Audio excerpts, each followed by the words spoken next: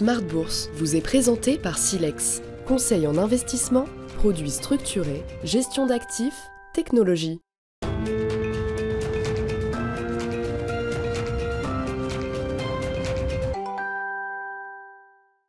Bienvenue dans Smart Bourse, votre émission quotidienne sur Smart for Change. Pour rester à l'écoute des marchés chaque jour, vous nous suivez à la télévision à 20h30 via vos box. Vous nous retrouvez également tous les jours, bien sûr, en replay sur bismart.fr ou encore en podcast sur l'ensemble de vos plateformes préférées. Au sommaire de cette édition ce soir, le bilan d'une semaine qui aura vu une défiance grandissante, maximale des investisseurs globaux vis-à-vis des actifs américains dans leur ensemble. Une chute continue, quasiment continue des actions américaines, une chute du dollar et une chute des obligations souveraines d'État américaines avec une envolée des taux sur la partie très longue d'ailleurs de la courbe américaine. Tout ça est un schéma qui ne ressemble pas aux États-Unis ou en tout cas à un pays industriel de la puissance des États-Unis. Ce sont plutôt des schémas de marché qui sont généralement réservés à des pays émergents dits fragiles. Que se passe-t-il avec les actifs américains ? C'est une des grandes questions qu'on se posera avec nos invités de Planète Marché dans un instant. Et puis sur le front commercial, loin d'avoir une pause ou une détente sur le plan tarifaire, malgré l'annonce de cette pause de 90 jours pour 75 pays, c'est bien une réorientation, une concentration et un approfondissement de la guerre commerciale qui a eu lieu cette semaine, avec des tarifs qui sont désormais extraordinaires entre la Chine et les États-Unis. On parle même d'un embargo total désormais sur les produits, les échanges entre les deux pays, embargo potentiel si la situation en restait là.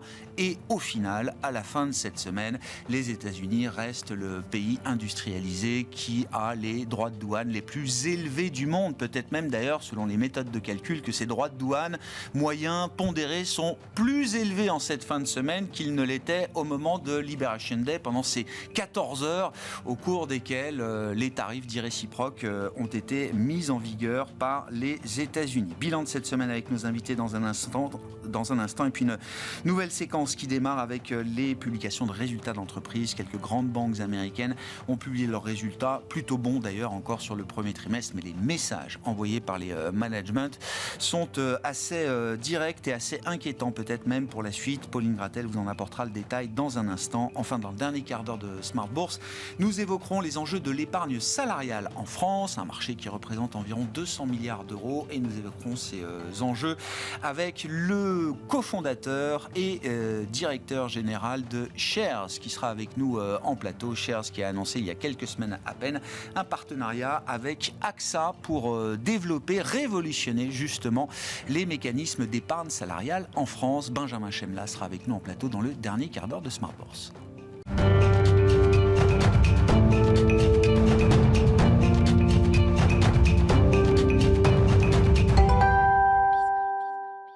Tendance, mon ami, chaque soir en ouverture de Smart Bourse, Pauline Gratel est avec nous pour vous apporter les infos clés du jour sur les marchés. Bonsoir Pauline. Bonsoir. Et c'est donc une fin de semaine qui marque une nouvelle escalade tarifaire entre la Chine et les États-Unis. Oui, Pékin annonce que les droits de douane sur les produits en provenance des États-Unis seront taxés dès demain à 125%. Cela intervient en réponse aux 145% imposés dans l'autre sens par Donald Trump. La Chine avait prévenu ne pas céder aux intimidations des États-Unis. En revanche, le ministère des Finances chinois indique que ce taux ne sera plus augmenté et que les États-Unis seront désormais ignorés.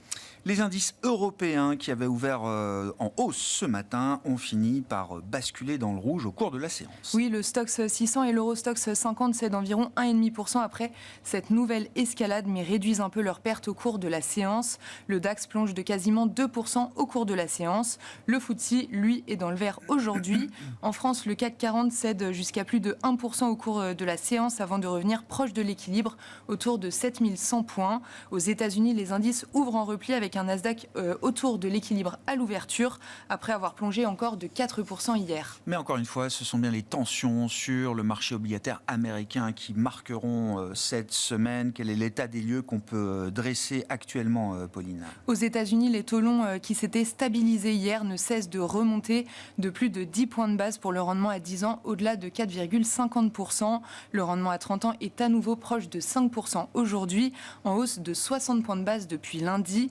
En Europe, le rendement allemand à 10 ans s'établit autour de 2,50%, très stable tout au long de la semaine. Sur le marché des changes, le dollar cède plus de 1%, au plus bas depuis 3 ans face à l'euro, avec un euro-dollar autour de 1,14. Et puis, je le disais, coup d'envoi de la saison de publication d'entreprise. Nous avions eu Delta Airlines il y a 2 jours maintenant. Et les banques américaines ont entamé cette saison avec tout d'abord les chiffres de JP Morgan. JP Morgan fait état de résultats supérieurs aux attentes au premier trimestre. La plus grande banque américaine en termes d'actifs présente un chiffre d'affaires en hausse de 8% à plus de 45 milliards de dollars. Le bénéfice net progresse de presque 10% à 15 milliards de dollars, porté notamment par des revenus solides dans ses activités de trading.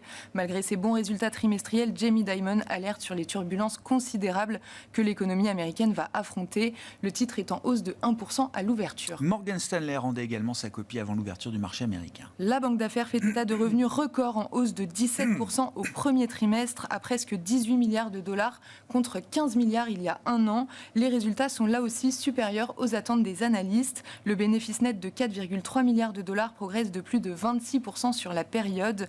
La banque est portée là aussi par ses activités de trading qui bondissent de 45%. Le titre ouvre malgré tout en léger repli. Wells Fargo était également attendu, Pauline. La banque fait état d'un bénéfice supérieur aux attentes en hausse de 6% à 5 milliards de dollars au titre du premier trimestre, porté par son activité de gestion de patrimoine et banque d'investissement. Le directeur général met en garde contre l'impact des tarifs douaniers de Donald Trump qui pourraient ralentir la croissance. Le titre ouvre en repli de plus de 3% à Wall Street. Et puis BlackRock a annoncé un nouveau record d'actifs sous gestion. Les actifs sous gestion de BlackRock atteignent un chiffre record de 11 580 milliards de dollars, mais le bénéfice est en recul sur le premier trimestre dans un contexte d'incertitude et de volatilité élevée. Larry Fink compare cette nouvelle période de stress à la crise financière, le Covid et la flambée de l'inflation en 2022. Il indique que l'incertitude et l'anxiété quant à l'avenir de l'économie et des marchés dominent les conversations avec les clients. Le titre ouvre en repli de 1%. Quels seront les moments clés de la semaine prochaine sur les marchés, en tout cas ceux inscrits à l'agenda, Pauline? Côté macro, la semaine prochaine sera rythmée par la décision monétaire de la Banque centrale européenne. Côté micro, les résultats d'entreprises vont monter en puissance. On attend ceux de Citigroup, Netflix, United Airlines et dans le domaine des semi-conducteurs, TSMC et ASML. Tendance, mon ami, chaque soir en ouverture de Smart Bourse, les infos clés du jour sur les marchés avec Pauline Gratel.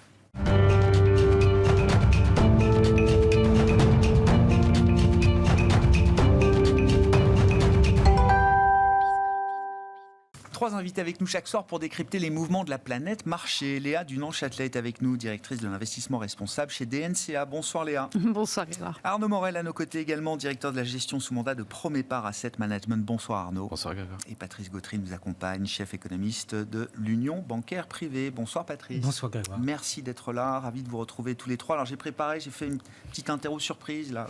L'élève marché est un peu trop agité. Il faut donc le recadrer. Il y a une petite interro. J'ai des petits QCM, mais avant ça, Patrice, quand même, ce que je disais en introduction, c'est vrai que la journée de mercredi où on a eu à la fois la mise en place des tarifs dits réciproques et moins de 14 heures après leur suspension pour 90 jours pour 75 pays, avec en parallèle de ça un renforcement des droits de douane sur la Chine. On a pu imaginer un instant que cette pause signifiait une réduction de l'intensité de la guerre commerciale, une forme de détente, sauf que tous les économistes ont refait un petit peu leurs calculs. Il y a encore des tarifs spécifiques sur l'automobile, l'acier, l'aluminium, plus maintenant, alors 145% de tarifs sur les produits chinois. Au final, c'est une intensification de la guerre commerciale qu'on a vue cette semaine. Oui, il y a effectivement une intensité qui reste malgré cet espoir lié aux négociations qui vont s'ouvrir et qui vont peut-être s'accélérer d'ailleurs sur les prochains jours. On ne va peut-être même pas attendre 90 jours, c'est trop long. Donc on va avoir des négociations. Donc il y a l'espoir d'un côté qu'effectivement on puisse résoudre en partie, et quand on prend en fait l'ensemble de la liste de pays, pour les pays les plus importants, on a peut-être l'espoir qu'on ne va pas avoir du 10 ou du 20, mais du 5 ou du 10. puisque même en fait le 10 minima est négociable, vu les dernières déclarations. Ce qui est intéressant aussi, c'est que ça accélère en fait le calendrier politique américain. C'est-à-dire qu'on était parti gentiment avec quelques hausses de tarifs, et puis un peu d'aluminium, un peu d'acier, encore un peu de pharma d'ailleurs, certainement à venir la semaine prochaine. Tout n'est pas encore là. Tout n'est pas encore là, effectivement. Et puis là, brutalement, le calendrier s'accélère, et je dirais le fond de la pensée politique de Trump est enfin révélé. C'est-à-dire qu'en fait, la guerre commerciale, à la limite, c'est simplement, je dirais, c'est un simple jouet, mais le morceau important, c'est effectivement la guerre géostratégique et la guerre d'influence, cette fois-ci, qui est au-delà de l'économie, qui est géopolitique, qui est effectivement en termes de stratégie et de stratégie militaire face à la Chine. Le vrai sujet, c'est la Chine, c'est pas les tarifs à la limite. Ouais. Alors c'était les questions que je voulais vous poser. Donc vous y avez déjà en partie répondu, Patrice, mais Donald Trump affirme qu'il veut négocier des deals sur mesure avec 75 pays. Est-ce que ça va prendre beaucoup de temps? Est-ce que ça ira très vite? Est-ce que ça n'arrivera pas car ça n'a pas jamais été l'objectif? Vous dites si finalement cette partie-là peut aller assez vite quand même. Alors, je dirais Japon, Corée, Inde, ça va être fait très très vite. Ils ont un accès VIP. La porte est ouverte. Voilà. Et ils sont des pays stratégiques dans le côté défense, effectivement, pour l'Asie-Pacifique, pour les États-Unis. Donc ces pays-là, à mon avis, ne vont pas poser trop de problèmes. Ça va se résoudre assez rapidement. L'Union européenne est en train d'entrer dans une logique de négociation à pas compter. Mais on n'est pas dans l'escalade. Donc je pense et j'espère, je parierais qu'on ne sera pas dans les 20%, on sera plutôt aux alentours des 10%. On va négocier des quotas, etc. Ça va prendre un peu plus de temps. On va utiliser, je dirais, l'espace de calendrier qui est proposé par M. Trump. Ce ne sera pas aussi rapide que les autres. Puis la Chine...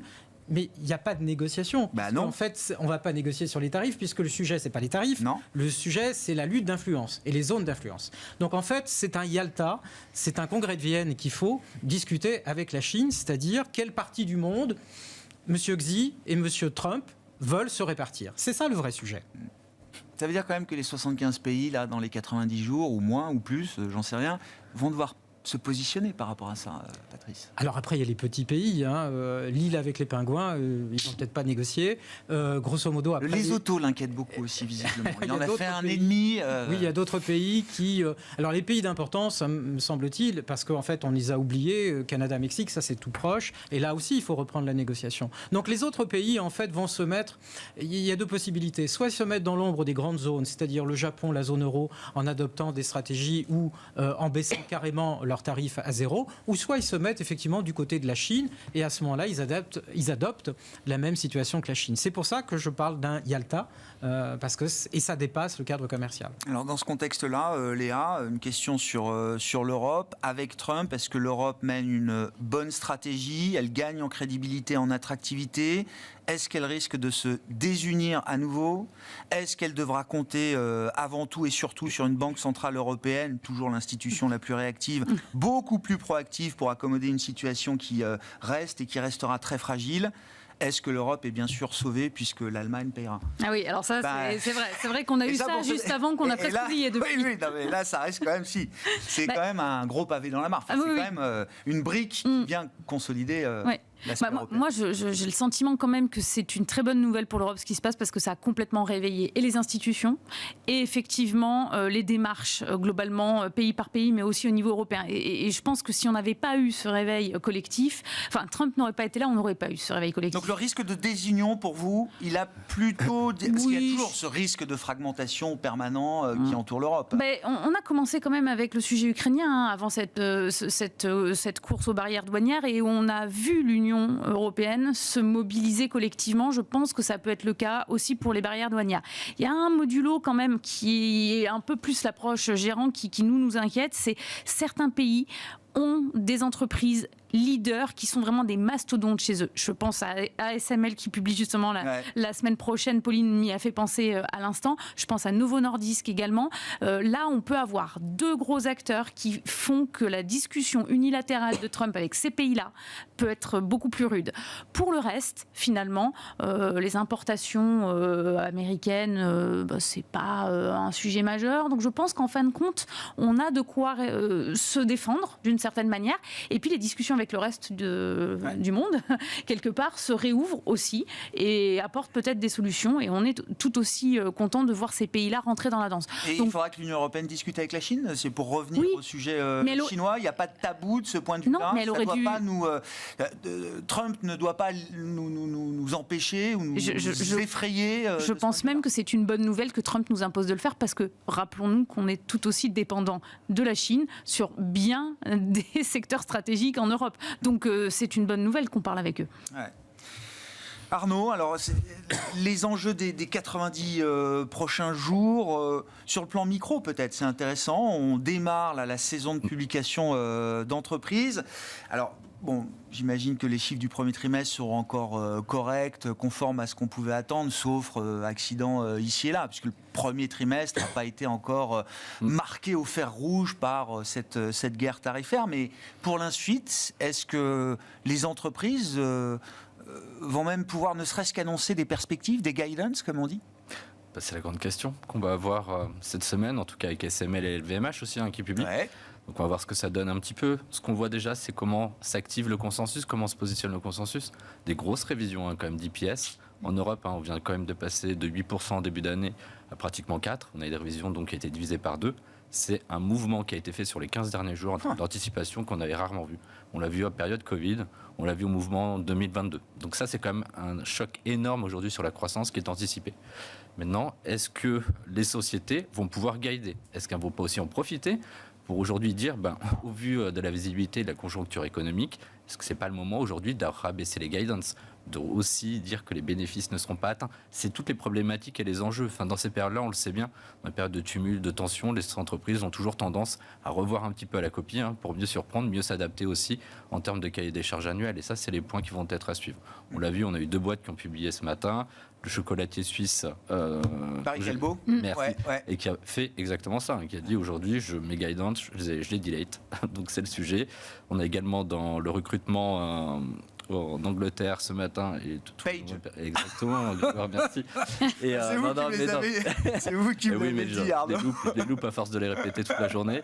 Et donc ça, c'est les points à retenir et à voir. C'est vraiment des révisions qui sont importantes. Enfin, moi, la crainte que j'ai aujourd'hui, c'est qu'on ait la seconde patte baissière sur les annonces et sur les révisions bénéficiaires des sociétés. Cette patte supplémentaire qui manque sur les marchés pour avoir, on va dire, un point d'entrée qui nous semble intéressant. Et quand on regarde historiquement comment ça se passe sur les périodes où on a un sell-off, la capitulation qui vient après, c'est un peu le grand sujet, le grand débat aujourd'hui sur les gestions et surtout au vu de ce qui se passe sur les mouvements obligataires et la vente des actifs, hormis l'or, qui ne bouge pas, mais c'est quand même un point important. Parce que vous dites effectivement, quand on regarde la valorisation à travers le PE, le prix sur bénéfice, les prix ont beaucoup baissé, mais vous dites que le dénominateur, les earnings, commence juste à se réajuster. Peut-être qu'on est plus cher que ce qu'on imagine aujourd'hui quand on regarde le PE à l'instant T.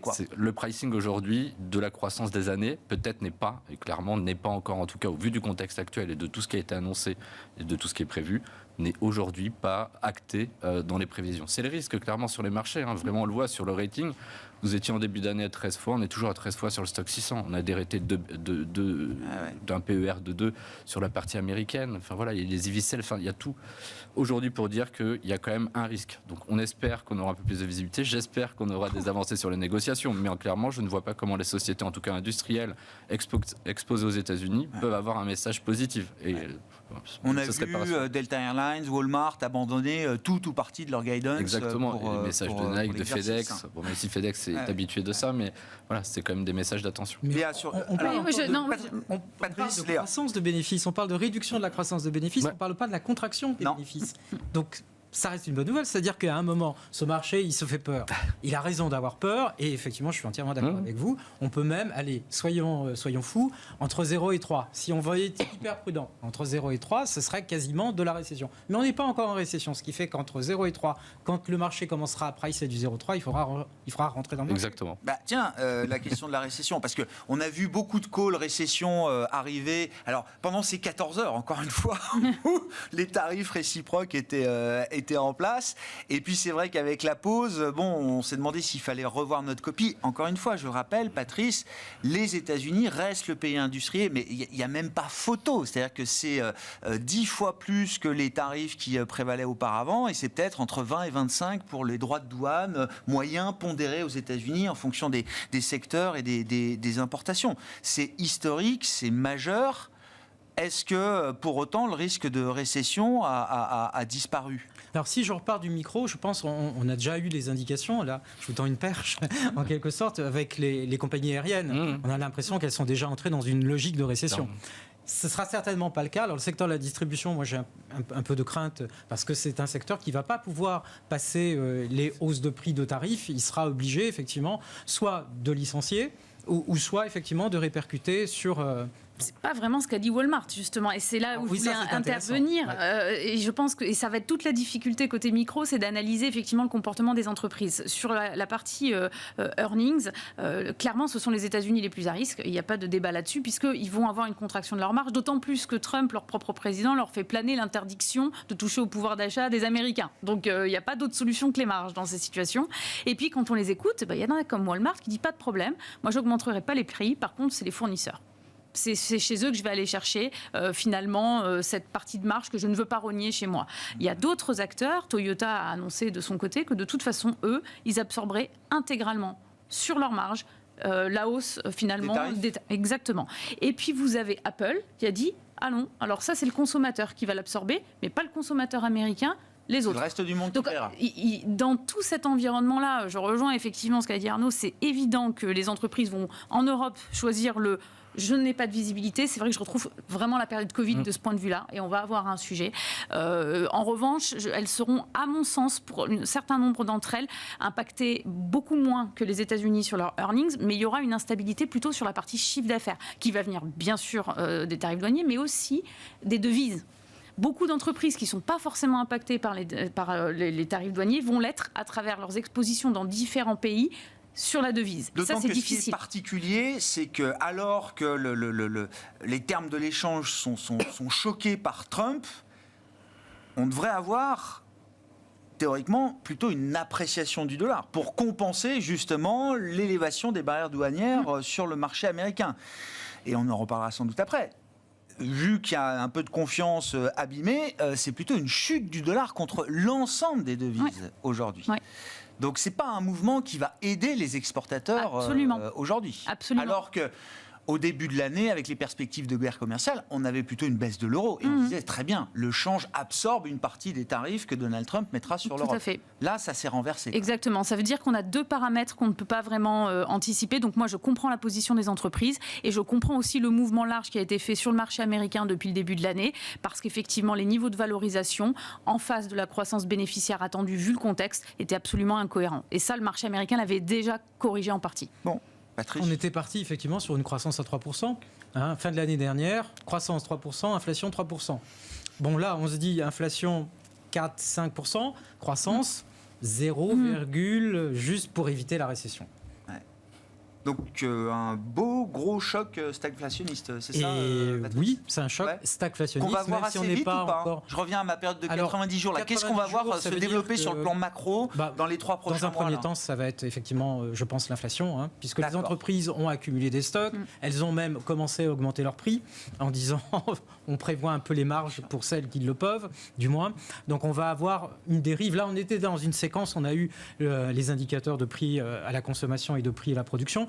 Le premier trimestre était bon en termes de baisse de prix de l'énergie et aussi en comparaison sur un an. Ça, c'était l'effet premier trimestre. L'effet deuxième trimestre, il va être moins bon en mesuré sur un an. Et l'effet troisième trimestre, il va être assez détestable parce que là, on va certainement ne plus avoir des effets de comparaison favorables et commencer à avoir les premières hausses de prix. Donc le pic, ça va être Q3, Q4 et encore en première partie d'année 2026. Et contrairement à ce que certains pensaient, il y a encore un an, quand on parlait, ou 6 mois, quand on parlait du programme électoral, en disant les tarifs, c'est simplement une hausse mécanique et puis après ça baisse. Non, c'est une hausse, certes mécanique, mais qui nous jette en fait le problème dans tous les systèmes de hausse de prix, puisqu'on change tous les prix relatifs et vous avez les effets de second tour. Et ça va se diffuser au service ? Ça va se diffuser au service, oui. D'autant que la guerre commerciale, peut-être demain, se jouera aussi sur le terrain des services et après-demain, peut-être sur le terrain des flux de capitaux. Alors, avec la Chine, on n'en parle pas. L'Europe, de toute façon, elle le met en avant. Et ça va être l'axe de négociation. C'est peut-être ça qui va permettre d'avoir qu'un 10% au lieu des 20%. Ouais. Dans les annonces qu'on attend des entreprises, je ne sais pas, parce que ça fait partie du plan de Trump. L'idée quand même de rapatrier des capitaux encore plus, de réindustrialiser, etc. Et c'est vrai qu'on a vu dans les premiers jours de son mandat des entreprises arriver avec beaucoup de plans de capex à offrir à Donald Trump. Alors du vrai nouveau argent ou de l'argent qui était déjà sur la table, tout ça est un peu mélangé. Mais il y avait en tout cas des beaux projets de capex. On a vu des belles images de patrons dans le bureau ovale venir annoncer fièrement qu'on avait dépensé tant de dizaines de milliards de dollars aux États-Unis. À l'occasion de cette séquence de publication, on va continuer de voir des entreprises qui annoncent leur volonté de déployer, d'accélérer, de renouveler des plans de capex aux États-Unis. Il y a eu une première démarche d'entreprises qui ont véritablement un ancrage en termes de clients aux États-Unis et qui ne peuvent absolument pas se couper de ces business-là et donc qui ont besoin d'aller investir produire local quand on a un marché, ça a toujours été une fonction et une règle. C'est ça. Et donc ça va et ça joue dans le sens de Trump qui était cette relocalisation massive, c'est ce changement de modèle d'affaires qu'il souhaite et donc les entreprises qui ont fait ce pas-là vont continuer de le faire. Moi je vois plutôt un excès de confiance au niveau américain plus que les entreprises étrangères qui sont allées aux États-Unis qui ont annoncé ces plans et c'est que les grosses parce que là on écarte toutes les petites et moyennes entreprises qui ne sont pas du tout dans la même logique. On oublie aussi qu'un bon nombre d'entreprises, en fait, et ça c'est la surréaction des marchés qui nous le fait oublier, avaient déjà des capacités de production locales. Et en réalité, quand on match leurs activités en termes de chiffre d'affaires et finalement le sourcing local, il est assez proche. La véritable problématique, c'est pas ça, c'est la chaîne de valeur, c'est les fournisseurs. Quand vous avez effectivement un acteur comme Plastic Omnium qui est implanté... OP Mobility. Merci parce qu'ils ont changé. Moi, je suis restée dans... oui, je sais, moi aussi, mais bon... OP Mobility que j'aime beaucoup en plus et qu'on soutient parce que la période est difficile pour l'automobile, donc équipementier automobile qui équipe Tesla, qui a ses usines à côté de Tesla, donc il n'y a pas de sujet. Le problème, c'est d'où vient la matière première. Et on ne va pas déplacer la production de matière première sur le sol américain. Donc ça va être compliqué d'anticiper tout ça. En revanche, ce qui est sûr, c'est que sur le sol américain, je pense que les entreprises qui avaient cru en l'approche pro-business de Donald Trump, là, commencent à rétro-pédaler. C'est plutôt aux États-Unis, moi, que je vois des retournements sur les plans de CAPEX. Et on a commencé à le voir dans l'intelligence artificielle, pas que pour DeepSeek, pour plein d'autres raisons, je pense. Arnaud, il y a des secteurs, des typologies d'entreprises qui peuvent, alors je ne vais pas dire profiter de ce moment, mais qui peuvent naviguer, y compris dans un moment d'incertitude maximale, d'élévation des droits de douane. Dans les secteurs à privilégier, en tout cas, c'est les secteurs défensifs qui n'ont pas participé au rebond. On voit les utilities quand même qui sont aujourd'hui, on va dire, des côtés. Donc c'est un secteur qui semble intéressant. Le secteur telco, pas ceux qui sont trop exposés à la partie américaine comme Deutsche Telekom, clairement. Voilà, il y a des secteurs à les regarder. Après, ceux qui vont profiter... Ceux-là, ils ne sont pas concernés du tout par la guerre tarifaire. Enfin, peut-être sur des approvisionnements lambda ici et là, mais... Et ce que disait Léa tout à l'heure, sur les chaînes d'approvisionnement qui vont quand même être touchées aux États-Unis, puisqu'ils importent quand même énormément, notamment sur le métaux rare, sur tout ce qui est ressources, pièces technologiques, on parle souvent d'Apple, mais pas que, ça va forcément couper en tout cas sur les CAPEX qui vont être anticipés sur la fin de l'année. On était pratiquement à 290 milliards sur les CAPEX, un des 7 magnifiques dans le secteur. On voit que Microsoft a déjà reculé de 40 milliards. On voit le message envoyé aussi il y a une dizaine de jours par Accenture, qui met quand même le feu sur la partie technologique, qui met cette deuxième patte de pression, c'est la valeur technologique il y a 10 jours.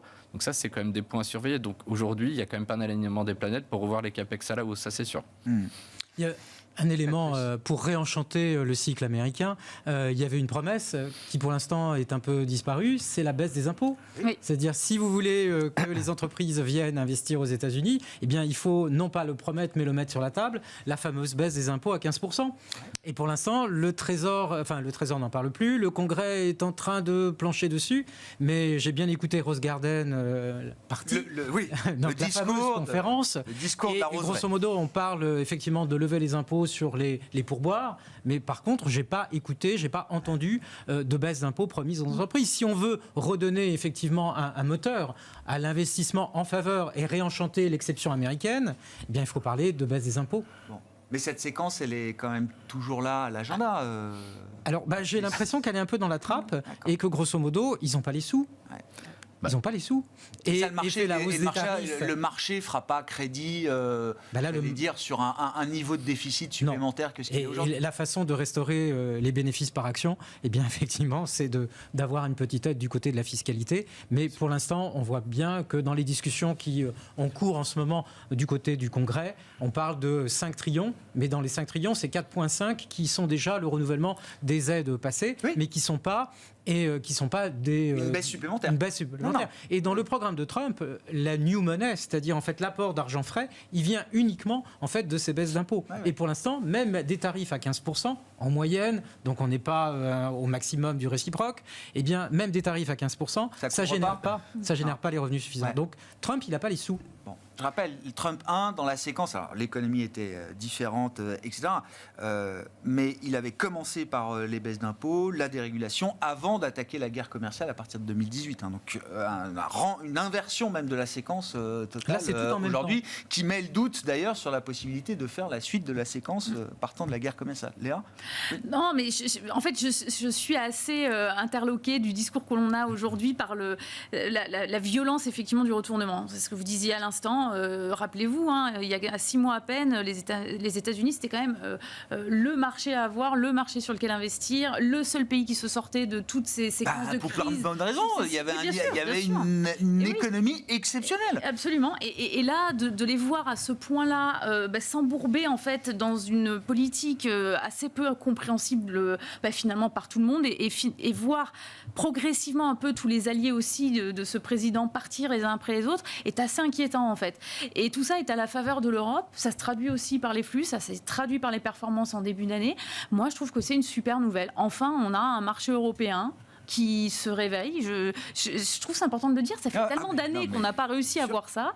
Il va falloir être très attentif sur la manière dont l'Europe réagira pour rester un peu immune de tout ça en fait. Donc il y a une histoire de long terme positive, potentiel ou hypothétique aux États-Unis. C'est quand même ça que vend Trump aujourd'hui. No pain, no gain. Vous verrez, période de transition, ça va être un peu douloureux, mais pour un golden age que vous n'avez jamais même imaginé. Mais cette histoire de long-term gain story, elle est aussi valable pour l'Europe. Oui, et en plus... Et elle est peut-être moins hypothétique. Et elle est moins hypothétique, parce que je crois que la vision qui est de dire on change le modèle d'affaires et on arrête d'être dépendant, il faut relocaliser, c'est une vision logique. Les ressources se feront rares à tout point de vue. Ça n'est pas un problème de penser de cette manière-là. Lui, il le fait de manière brutale. Du coup, ça a réveillé les autres pays, notamment l'Europe, et nous, on va le faire peut-être un peu plus intelligemment pour une fois. Bon. Arnaud, alors je reprends mon petit QCM là. Depuis le 20 janvier, Donald Trump a généré beaucoup d'incertitudes.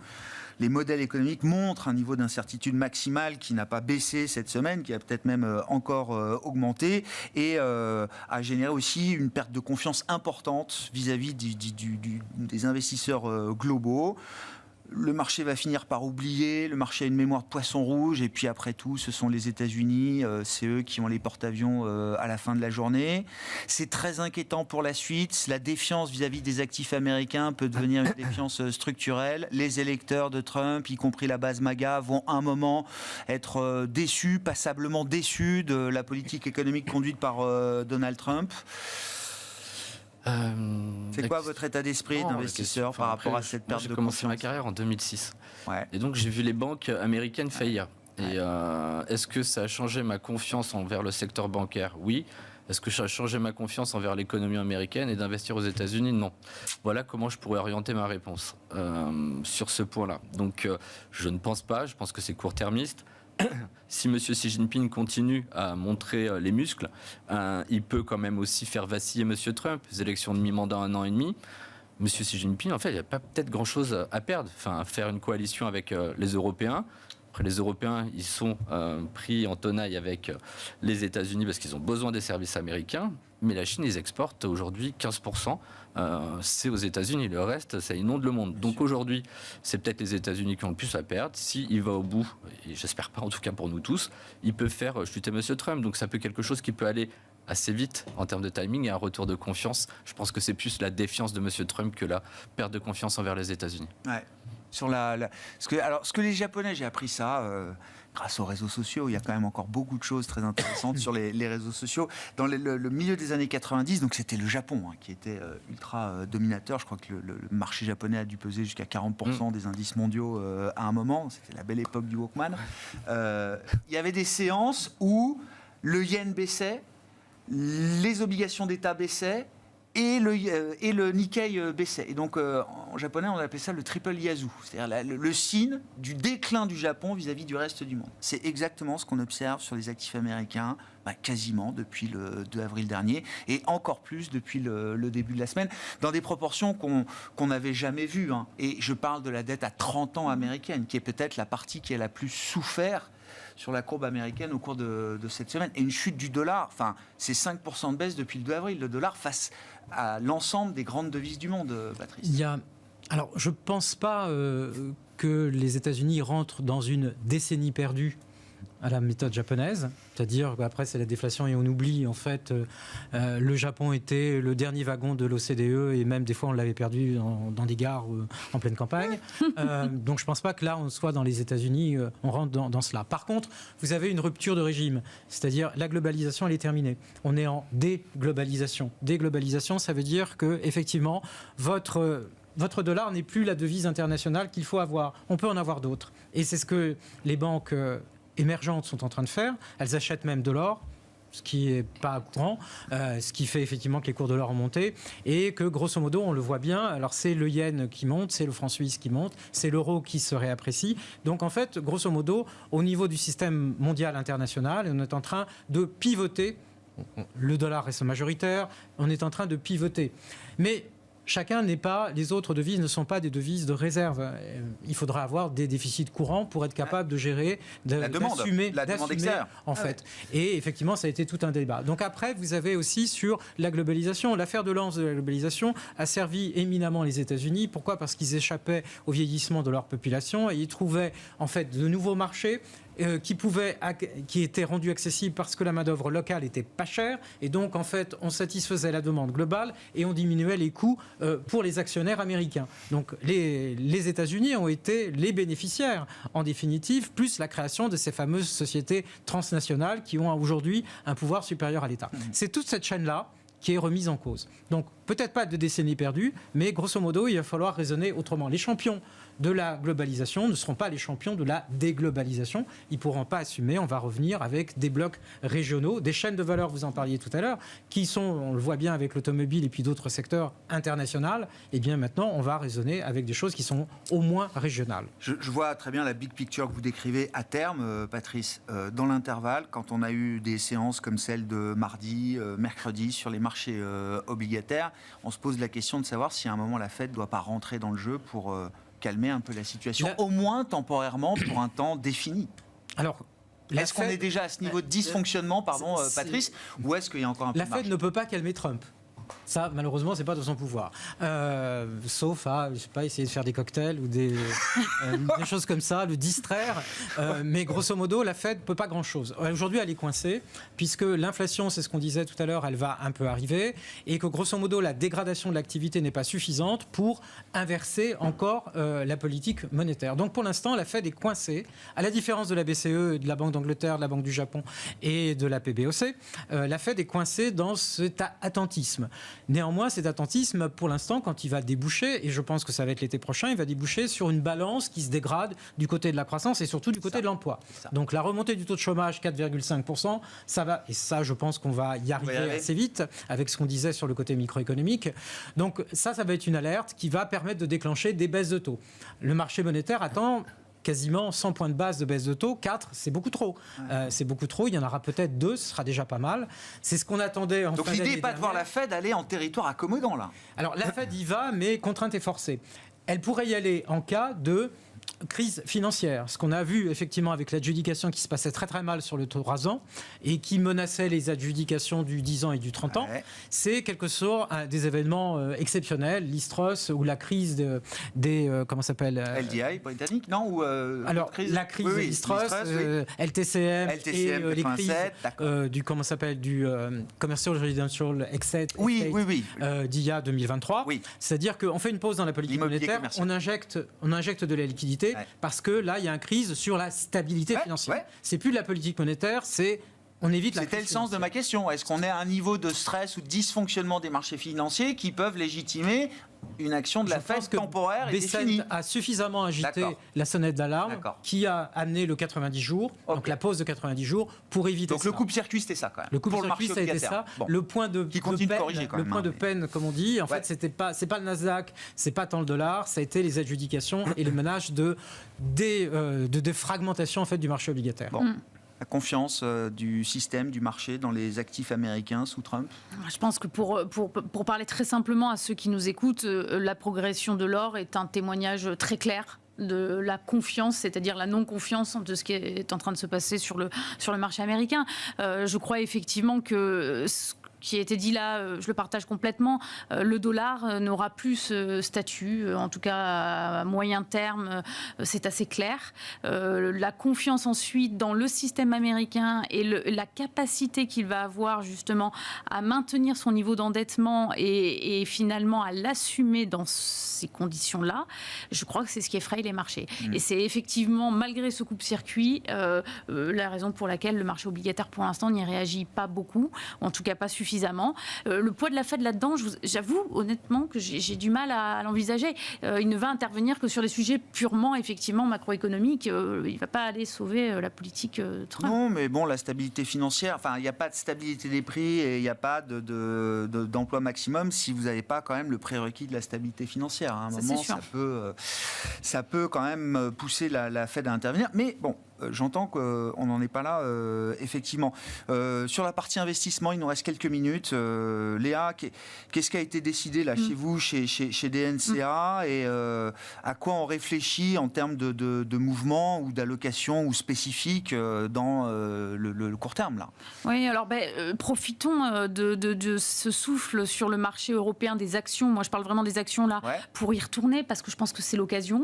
Pour ceux qui avaient raté le premier wagon, il y aura peut-être une deuxième étape, effectivement, je suis d'accord, parce qu'il y a encore les éléments de publication qui vont peut-être chahuter un peu les marchés, mais c'est l'occasion. Les entreprises européennes sont saines, elles n'étaient pas chères, elles le sont d'autant moins aujourd'hui. La baisse des actions, là, européennes, j'entends, vous européenne, dites, absolument. pas de problème pour la mettre à profit. Absolument. Et dans les secteurs, il y a plein de secteurs immunes des barrières douanières qui peuvent passer les cycles. Je pense à l'immobilier, on retourne un petit peu sur l'immobilier. Je pense également aux banques et aux assurances qui, elles, vont bénéficier de cette tendance sur les taux, sur cette robustesse qu'elles ont constituée là depuis un certain nombre d'années, qui se révèle depuis déjà 3 ans maintenant. Ça va continuer, elles ont baissé, il faut y aller, sauf crise systémique majeure du système financier, mais j'y crois pas moi à court terme. Je pense qu'il faut conserver les défensives, la santé, les utilities, c'est pareil, c'est domestique. Vous achetez des entreprises qui sont en Europe, qui sont pas très finalement impactées. Qu'est-ce qu'il faut pas faire malheureusement, c'est les automobiles. Là, l'automobile, il n'y a pas de visibilité, c'est dramatique pour ce secteur et ça fait déjà des années maintenant et donc on peut toujours pas y aller. Je pense que les gros industriels, il y a des belles idées à aller chercher aussi, qui ont souffert. Et la tech, patientons encore un peu parce que ça va être mouvementé malheureusement du fait de ces barrières douanières. Voilà. Arnaud, même question sur la partie investissement. Alors l'Europe, ok, mais la question c'est aussi comment on traite le marché américain désormais. Est-ce que ça a toujours le même poids dans une allocation? Est-ce que là, quand même, il y a un appel de valorisation qui peut devenir intéressant? On a beaucoup parlé des Mag 7 qui se sont transformés en Bear 7. Est-ce que, pour un investisseur de long terme, est-ce que, en occultant un peu le bruit du moment, est-ce qu'on ne se dit pas que c'est des points d'entrée qui peuvent être intéressants? Alors, je vais répondre à plusieurs questions, à vos questions. Pour les clients qui arrivent, clairement aujourd'hui, ce qu'on fait en gestion privée, c'est d'investir déjà les clients. Ils étaient prêts à investir 15% plus haut. On fait donc du pic au creux 20% de correction malgré le rebond qu'on a eu des derniers jours. Donc on les investit, pas massivement, mais on investit une grande partie, ce qui est logique aujourd'hui pour les raisons que je l'ai dit, de profiter du temps long et de la performance du temps long sur les marchés actions. Déjà point 1. Sur la partie allocation américaine, je ne vais pas dire comme tous les gérants qui l'ont dit, mais j'étais sur le plateau, donc au moins il y a des vidéos pour témoins. Mais on avait réduit les allocations sur la partie américaine en début d'année. On avait réduit les allocations US, on a mis des call weight, on avait hedgé des positions. Donc je ne dis pas qu'on a tout qui est parfait, mais on a au moins un tiers des positions des allocations américaines qui supportent pas trop mal le choc. Et quand on regarde en relatif, on fait moins 10 aux US, on fait moins 4 en Europe. Enfin, le spread, il s'est fortement compressé quand même. Donc ça, c'est le point important. Ce qu'on fait, on re-regarde, parce que les spreads et les CDS, comme sont bien repartis, notamment sur le crossover, de retourner un peu sur le marché obligataire. Doucement, on profite aussi de revenir sur une zone de stress où on avait des spreads qui étaient très écartés, on n'emmenait que le rendement. Donc ça nous intéresse. On ne regarde pas l'allocation action aujourd'hui dans nos portefeuilles et dans nos stratégies, dans notre comité mensuel. Mais ça, en tout cas, tout nouveau client est intégré au sein des positions et on en profite pleinement pour les investir sur ces niveaux. Bon, petite parenthèse sur l'Europe aussi, parce que ça m'est venu quand vous en parliez, Léa. Alors qu'on a eu une correction des treasuries américains jusqu'aux 30 ans tout au long de la semaine, le marché européen de la dette souveraine n'a pas bougé. Et le Bund, clairement pas. D'une stabilité incroyable. Et en relatif, je crois que sur une semaine, on n'a jamais vu une dégradation aussi forte du marché des treasuries américains par rapport au marché allemand, en l'occurrence de la dette, qui confirme son statut d'actif sans risque. 45 points de base de différence. 45 points de base de différence sur la semaine. Sur la semaine, c'est ça. Et le spread qui est remonté quasiment à plus de 150, je ne sais pas combien on est sur le spread entre le 10 ans américain et le... Oui, il y a des petits spreads pays aussi qui grattent un peu quand même. Ça bouge dans le... Alors, ça gratte un peu. Mais j'espère que ça ne va pas... C'est juste... D'accord. Il y a eu un peu d'écartement chez nous quand même au cours de cette séquence. Il y a un petit peu d'écartement parce qu'effectivement, on revient avec les problèmes budgétaires européens, malheureusement, ils sont toujours là. Philosophie d'investissement un peu globale là, dans cette période. Juste deux mots, c'est la diversification, la protection. C'est ce que vous avez dit, je reprendrai là-dessus. On a des portefeuilles qui sont diversifiés le plus possible.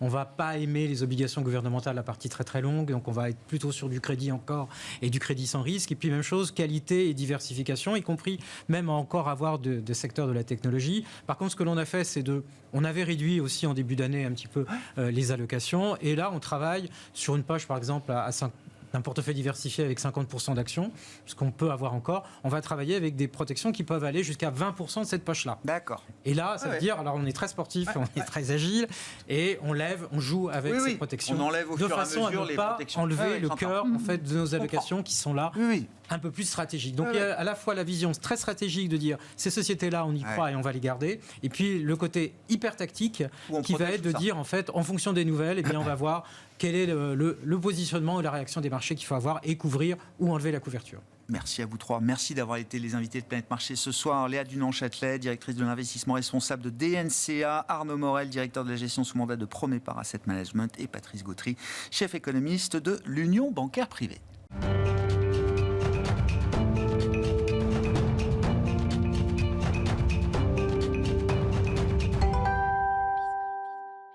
Le dernier quart d'heure de Smart Bourse, chaque soir, c'est le quart d'heure thématique. Et le thème ce soir, c'est celui de l'enjeu de l'épargne salariale. Quelques jours, quelques semaines après la semaine de l'épargne salariale, nous en parlons avec Benjamin Chemla à mes côtés, cofondateur et CEO de Shares. Bonsoir Benjamin. Bonsoir. Merci beaucoup d'être là. Shares, donc FinTech, plateforme d'investissement digital qui commence à être quand même bien connue dans l'univers avec une série d'ambassadeurs et d'ambassadrices emblématiques. C'est ça aussi qui a fait le succès de Shares, Benjamin. Ça a permis de créer une forme de notoriété. Je pense aux sœurs Williams, pour ceux qui n'ont pas suivi. Mais... Oui, on a eu la joie de faire venir Vénus et Serena Williams à Paris, à Vivatech, il y a un an, pour lancer une belle campagne. Et ça a été assez formidable. Où, effectivement, elles sont les ambassadrices de notre plateforme. Donc, on est très satisfait de ça. Au-delà de la notoriété qu'a pu acquérir Shares ces dernières années, ce qui m'intéressait, c'est le partenariat que vous avez noué avec AXA France. C'était justement à l'occasion de la semaine de l'épargne salariale fin mars, Benjamin, partenariat où vous allez, vous, Shares, aider AXA France à déployer une offre moderne, j'ai envie de dire les choses comme ça, d'épargne salariale. Vous allez nous raconter ce partenariat, mais... J'ai pris conscience ces dernières années de l'importance de l'épargne salariale. C'est peut-être un marché de 200 milliards aujourd'hui en France, si je dis pas de bêtises. Bravo. Mais c'est surtout, et c'est des gens professionnels de l'épargne salariale qui m'ont expliqué, c'est parfois, pour un Français, c'est statut salarié, bien sûr, c'est peut-être le seul moment de sa vie où il sera en contact avec les marchés financiers et l'investissement en actifs financiers. Et ça donne à ce marché-là quand même une caractéristique assez cruciale, peut-être même pour bon nombre de Français. Absolument. Bon, d'abord, ce partenariat, je crois que c'est l'histoire d'une plateforme, une fintech, Shares, qui existe depuis 2021 et qui en fait on a construit chez Shares une plateforme complète front to back. Donc pour ceux qui nous écoutent, ça veut dire vraiment les interfaces, mais c'est aussi toute la partie gestion, la partie administrative, la tenue de compte, les éditiques, les avis d'opérés, les reporting, etc. Donc c'est vraiment une nouveauté. C'est un secteur qui avait peu été bousculé, celui de l'infrastructure financière, sur de la chaîne titre, c'est-à-dire compte titre pro, PEA, PER, mais également épargne salariale. Et donc c'est vraiment ce qui nous a distingué de nos camarades FinTech, c'est qu'on a été dans le dur, dans le moteur, construire l'infrastructure. Et ensuite, on rencontre AXA. Et en fait, vous avez raison, l'épargne salariale, c'est le futur. C'est vraiment le futur, c'est déjà un mouvement qui est en marche. En 10 ans, les encours, vous avez dit 200 milliards, ils se sont multipliés par 2. Donc il y a un mouvement qui est extrêmement à la faveur de l'épargne salariale. Il s'accompagne par une évolution réglementaire. Donc il y a eu la loi Pacte, puis ensuite la loi Partage. Et l'une et l'autre, en fait, ont amené des dispositifs d'avantages fiscaux, d'une part, mais ensuite ça a été plus loin puisque la loi Partage a prévu que les entreprises de plus de 11 salariés, rentables depuis 3 exercices, doivent mettre en place un dispositif d'intérêt et de participation. Donc en gros, si on résume, ça intéresse de plus en plus de monde, c'est en train de rentrer dans l'évolution réglementaire, et à côté de ça, les plateformes, c'est-à-dire les back-office, les infrastructures qui portent cette économie, elles sont très old school. Donc c'est ça l'opportunité. Et quand on a dit ça, on a tout dit. Donc on a rencontré AXA, on s'est tapé dans la main et on s'est dit allons innover ensemble, allons créer quelque chose d'assez révolutionnaire. Comment on hack ou comment on accélère justement ce rapport des Français avec l'épargne salariale? De quoi ils ont besoin aujourd'hui? Qu'est-ce que vous êtes en capacité de leur proposer que le marché leur a pas proposé jusqu'à présent? Comment vous voyez se développer cette offre-là, Benjamin? Je pense que c'est la rencontre entre la technologie, l'agilité d'une start-up. On ne va pas se mentir, dans une start-up, on peut aller vite, on recrute des gens, on attire des talents, notamment des développeurs, etc. Donc on a l'agilité et en même temps la réassurance d'un acteur comme AXA, leader de marché, qui rassure. Et donc finalement, c'est ensemble qu'on a pu proposer quelque chose, qu'on propose quelque chose qui est aux couleurs d'AXA. Donc c'est vraiment la plateforme d'AXA. Vous êtes en marque blanche. C'est on est en marque blanche, nous, on est l'éditeur de logiciels, on édite une solution logicielle front to back, comme expliqué, mais c'est bien AXA qui est aujourd'hui totalement maître de sa proposition, avec déjà une position de leader de marché. Et donc, ils vont pouvoir proposer très prochainement des interfaces innovantes, des parcours innovants et disrupter l'expérience finalement des épargnants. Et les épargnants, ils en ont besoin parce que, effectivement, vous l'avez dit, les salariés aujourd'hui, ils sont finalement face à l'épargne salariale un petit peu aussi perdus. Ils ont besoin de comprendre à quoi j'ai le droit, qu'est-ce que c'est que ces produits qu'on me propose, comment naviguer. Et donc, l'une des manières de résoudre leurs problèmes, c'est de leur offrir aussi une expérience qui est à la hauteur de leurs attentes. Moi, mon expérience personnelle, plan d'épargne d'entreprise qui doit dater de 15 ou 20 ans maintenant, on était encore en train de remplir à la main tous les mois ou tous les ans la répartition, je veux que ça aille sur tel fonds, ça se faisait encore à la main, sans aucun accompagnement de quoi que ce soit. Si, on vous envoyait le prospectus des fonds disponibles. C'est obligatoire, ça. Oui, évidemment obligatoire, mais j'allais dire, c'est un minimum qui est un peu aride pour un salarié. C'est quoi le type d'expérience qu'on peut imaginer justement dans cette relation entre AXA et Shares et le salarié demain Écoutez, je vous laisserai un peu la surprise de la diffusion de cette plateforme très prochainement, parce que ça fera l'objet évidemment d'une communication dédiée. On peut apporter du conseil, je veux dire, ça peut aller au-delà du simple pilotage de ces aujourd'hui, l'attente des salariés, je pense qu'elle est connue de tous. Les salariés attendent d'abord des univers d'investissement. Donc il y a une manière de comprendre l'univers d'investissement. Il faut savoir que dans l'épargne salariale, on n'a pas de titre vif, on n'a pas d'action. Vous êtes ici chez Smart Bourse. On n'investit pas dans la bourse américaine en direct. Toutefois, on peut s'exposer via des fonds, actifs, passifs, au marché. Donc c'est ça l'exposition dont on parlait tout à l'heure. On peut aussi faire des choix plus prudents, du monétaire, etc. On va retrouver en fait la même chose. Le choix de l'environnement financier, c'est celui d'AXA, c'est celui d'AXA, mais c'est aussi crafté aux besoins et à la demande du client, j'ai envie de dire de l'entreprise cliente. Nous, en tant que plateforme, notre objectif, c'est d'avoir la souplesse de permettre tout ça, de façon très simple, très rapide, et ensuite que visuellement on puisse comprendre ce à quoi on a le droit, ce à quoi ça correspond, pour pouvoir en fait mener les bons choix. Dans le modèle économique de Shares, la partie B2B, c'est une partie importante, ça va devenir une partie importante. Là aujourd'hui, c'est à travers l'épargne d'entreprise, l'épargne salariale, mais il y a d'autres axes de développement B2B pour une plateforme comme la vôtre qui s'est créée avec le retail quand même au départ. On est parti du retail. On a aujourd'hui, on arrive aux 100 000 clients en retail, donc c'est une satisfaction. Mais c'est vrai que on a été contacté par un grand nombre d'acteurs, aussi bien dans l'épargne individuelle, qui elle aussi a besoin d'être dépoussiérée, si je peux le permettre, que dans l'épargne collective. Et on s'est dit que sur le terrain de l'épargne collective, nous, on n'allait pas proposer quelque chose finalement en direct. On a une plateforme en marque blanche qui est à la disposition, évidemment, donc d'AXA et dont on se félicite de ce partnership. Mais on a aussi une logique chez Shares de mettre à disposition de professionnels notre plateforme. On a lancé Shares Pro à destination des CGP, conseillers en gestion de patrimoine, il y a quelques mois. Ils sont plus de 200 aujourd'hui à avoir rejoint la plateforme. Ça leur permet en fait de créer des comptes à leurs clients, de les gérer, de proposer des allocations, etc. Et en fait, c'est hyper intéressant parce qu'au niveau du retail, il y a une compétition qui est féroce. Elle est là, d'acteurs français, historiques, mais aussi d'acteurs pan-européens. C'est un marché saturé. Et c'est un marché qui est à faible marge et qui est assez saturé. Où on peut faire la différence, et on veut faire la différence avec nous, la singularité qui est qu'on a plein d'enveloppes. On a le compte titre pour les personnes morales, le PEA, le PER bancaire. On a annoncé le rachat d'un PER bancaire il y a quelques mois. Donc on a cette faculté d'avoir plein d'enveloppes. Mais c'est vraiment sur le B2B et le B2B2C, si vous me permettez les anglicismes, que là, il y a évidemment un boulevard et c'est là-dessus qu'on travaille beaucoup. Le fait, vous le disiez au départ, Benjamin, le fait d'être parti avec la maîtrise de l'infrastructure, de tout ce qu'on ne voit pas, ça, c'est un avantage énorme dans le monde du B2B. C'est une barrière à l'entrée très importante par rapport à d'autres concurrents que vous pouvez avoir sur le retail. Vous savez, je tairai les noms des partenaires pour l'instant, mais aujourd'hui, on est en discussion active avec des gens qui nous demandent de remplacer des plateformes qui ont parfois 40-50 ans et qui ont été codées en COBOL. Pour ceux qui nous écoutent, le COBOL, c'est un langage qui existait à une certaine époque, mais qui n'existe plus. Donc, on vient remplacer des technologies qui sont vraiment anciennes. Et donc, on n'est pas plus intelligent. Vraiment, on n'est pas plus intelligent, on aimerait, mais on n'est pas plus intelligent. On est juste la prime au dernier arrivé. Quand on part en 2021, qu'on n'a pas de legacy, qu'on n'a pas de stock, qu'on n'a pas plein de couches de code les unes sur les autres, on peut forcément faire beaucoup de choses.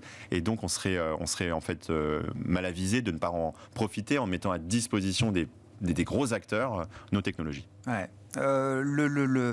Le plan de route là pour Shares, effectivement, c'est aussi un déploiement géographique, Benjamin. Quels sont un peu les objectifs et le calendrier que vous avez pour déployer Shares un peu partout dans le monde? Nous, on est présents aujourd'hui physiquement avec des bureaux à Londres et à Cracovie. Donc à Cracovie, on a notre centre d'excellence de support avec nos salariés, nos équipes. On a également pas mal d'équipes à Londres, dont est issu mon cofondateur, qui était d'ailleurs par le passé chez un autre néo-courtier assez successful.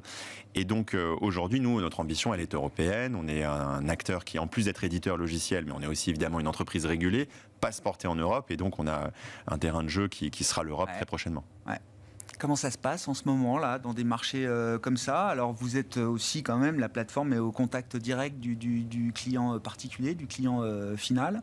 Dans les moments un peu de secousse, on a beaucoup parlé d'une nouvelle génération d'investisseurs depuis le Covid, alors qu'a très bien vu le point bas du Covid en mars 2020. Qui n'a pas connu forcément de moments de marché aussi perturbés que celui qu'on vit en ce moment, Benjamin? Effectivement, dans une période agitée, on constate un volume de flux supplémentaire. Donc ça, j'ai envie de dire, c'est commun à la totalité des marchés. Nous, aujourd'hui, c'est vrai qu'on essaie d'avoir un outil qui permet de répondre à aussi des enjeux d'éducation financière. Sur notre plateforme retail, vous avez un module de type social media, un réseau social, qui vous permet de suivre peut-être les portefeuilles pour s'en inspirer d'utilisateurs un peu plus avertis. Et donc, c'est vraiment ça, toute notre démarche initiale. C'est partout où on veut simplifier, démocratiser, mais aussi favoriser l'éducation financière et la prise de décision avisée. Donc, dans un moment comme ça, notre mot d'ordre, c'est pas de panique. Et effectivement, c'est souvent dans des mouvements de panique, avec les fameux biais cognitifs en bourse, qu'on peut être amené à perdre. Et l'aspect, pour finir, l'aspect plateforme plus social, qui est l'ADN de départ de Shares, hein, si je dis pas de Tout à bêtises, Benjamin. Ça marche ça fonctionne sur tous les marchés de la même manière. Ça fonctionne sur des marchés anglo-saxons, moins en France aujourd'hui. Il y a encore du travail à faire sur le marché français de ce point de vue-là. Non, je pense que ça a été un vrai différenciateur à Ouais. notre lancement qui a suscité un intérêt pour notre plateforme, mais ça reste une fonctionnalité aujourd'hui D'accord. qui est moins core. Hein. D'accord. C'est un vrai différenciateur qui accompagne notre objectif d'éducation financière sur un public retail. Aujourd'hui, vraiment le refocus de Shares, c'est vraiment d'être une plateforme complète, multi-enveloppe, extrêmement technologiquement efficace, et c'est ce qui nous permet de faire à la fois du B2B et du B2C, parce qu'on a cette agilité, et c'est la même infrastructure qui est sollicitée. D'accord. Mais l'aspect social est un outil complémentaire, enfin Voilà. de complémentarité. Tout à fait, effectivement, de sur la le retail. plateforme. Merci beaucoup Merci. Benjamin. Merci d'être venu nous parler de Shares et des enjeux autour de l'épargne salariale. Je rappelle avec ce partenariat qui a été annoncé il y a 2 ou 3 semaines à peine avec AXA France. Benjamin Chemlal, cofondateur et CEO de Shares, qui est avec nous l'invité de ce dernier quart d'heure de Smart Bourse ce soir.